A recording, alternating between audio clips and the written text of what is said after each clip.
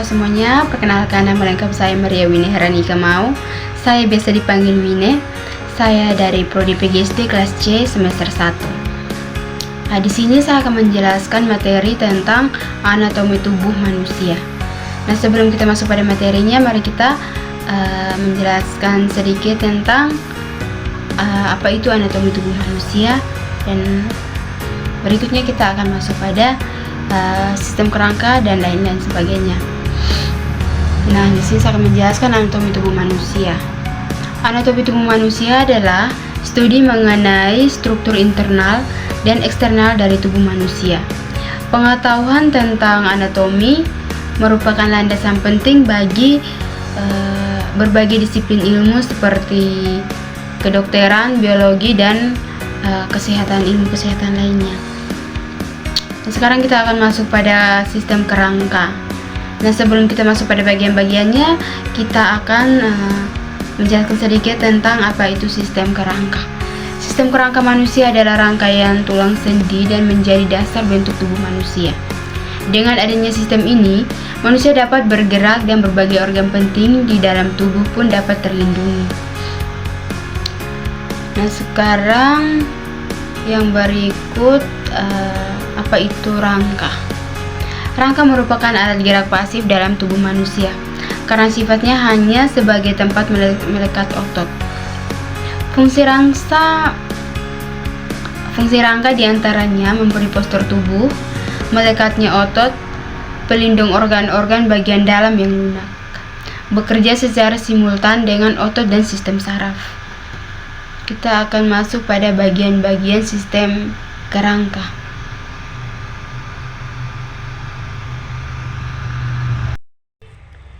Nah, sistem kerangka yang pertama tulang dahi, yang berikut tulang pelipis, tulang pipi, tulang rahang atas dan tulang rahang bawah, yang berikut tulang selangka, yang berikut tulang belikat, tulang rusuk. Nah, pada bagian ini tulang rusuk. Nah, yang di tengah-tengah ini namanya tulang dada, tulang lengan atas, yang berikut tulang belakang, tulang hasta, yang ini tulang pinggung kiri.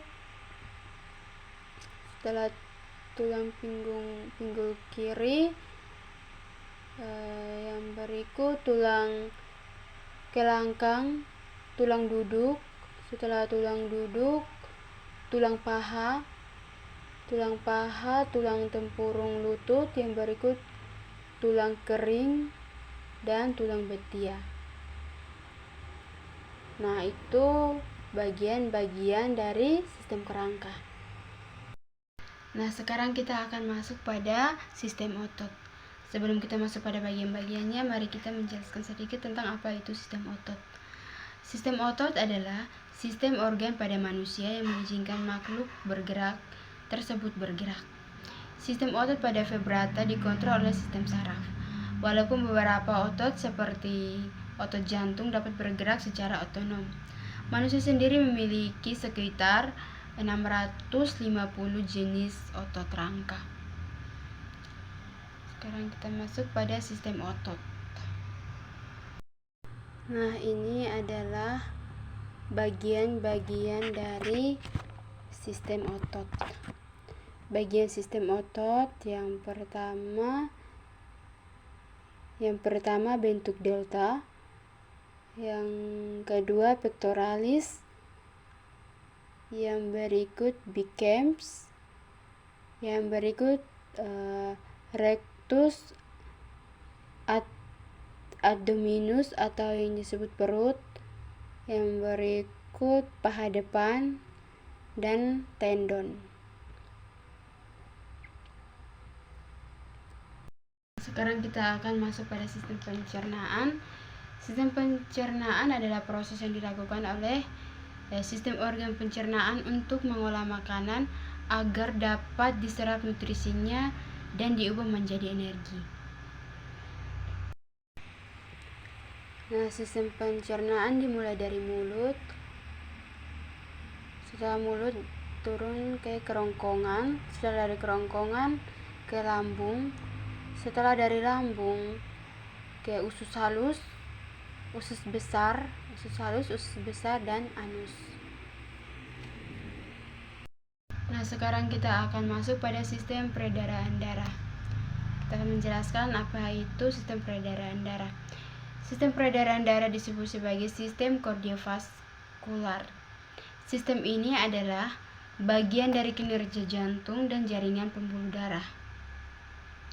Tugas utamanya adalah mengedarkan oksigen dan nutrisi ke seluruh sel dan jaringan tubuh. Sistem peredaran darah yang pertama pada bagian-bagiannya, yang pertama aorta, setelah aorta vena cava, arteri pulmonalis, pada bagian ini disebut vena pulmonalis, serambi kiri, serambi kanan, katup bicuspidalis, katup tricuspidalis, setelah dari katup tricuspidalis, bilik kiri, bilik kanan, dinding, dan pada bagian ini adalah dinding jantung. Nah, sekarang kita akan masuk pada sistem pernapasan pada manusia.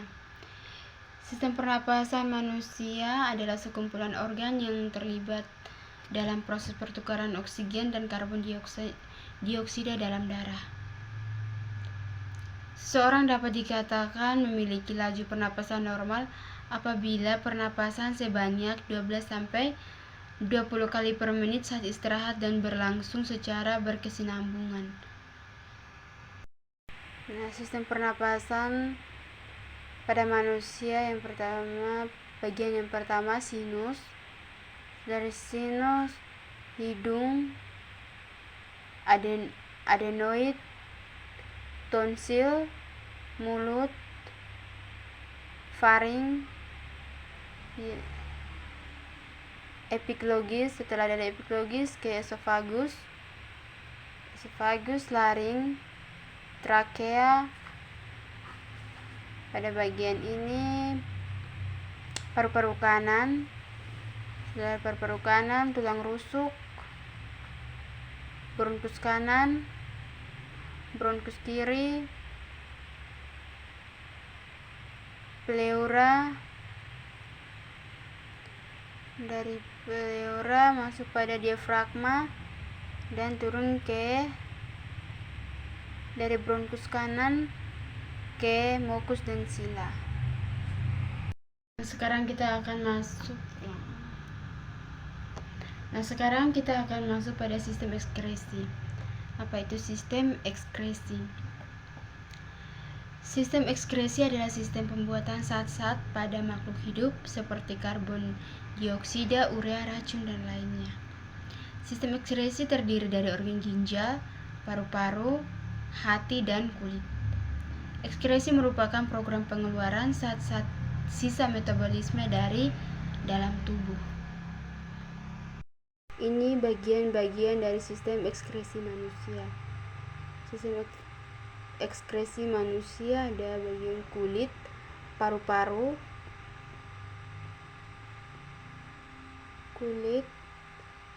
paru-paru, dan hati. Nah, sekarang kita akan masuk pada sistem endokrin. Apa itu sistem endokrin? Sistem endokrin adalah jaringan kelenjar yang memproduksi dan melepaskan hormon. Hormon ini membantu mengontrol banyak fungsi penting, termasuk kemampuan pengubahan kalori seperti energi yang digunakan untuk menjelaskan fungsi seluruh sel dan organ tubuh. Nah, ini bagian-bagian dari sistem endokrin. Sistem endokrin mulai dari pineal gland, hypothalamus, pituitary gland, thyroid gland, thymus, pankreas, adrenal gland, testil, ovarian. Nah, ini adalah sistem reproduksi manusia pria dan wanita. Di sini saya akan menjelaskan yang ini sistem reproduksi wanita dan ini adalah pria. Sekarang kita akan menjelaskan bagian sistem reproduksi pada wanita. Pada bagian ini vagina. Setelah ada vagina, pada bagian ini disebut endometrium, cervix. Setelah dari cervix, ligamen ovaria, yang pada bagian ini indung telur, fembria, tuba fallopi, dan ini rahim. Nah, yang berikut kita akan menjelaskan bagian-bagian sistem reproduksi pada pria. Nah, yang pertama ini kepala penis. Nah, ini epididymis,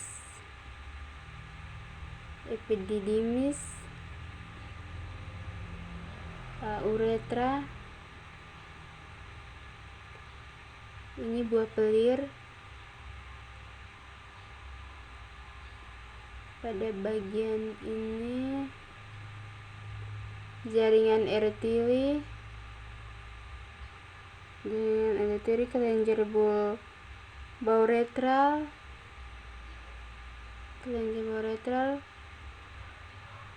prostat,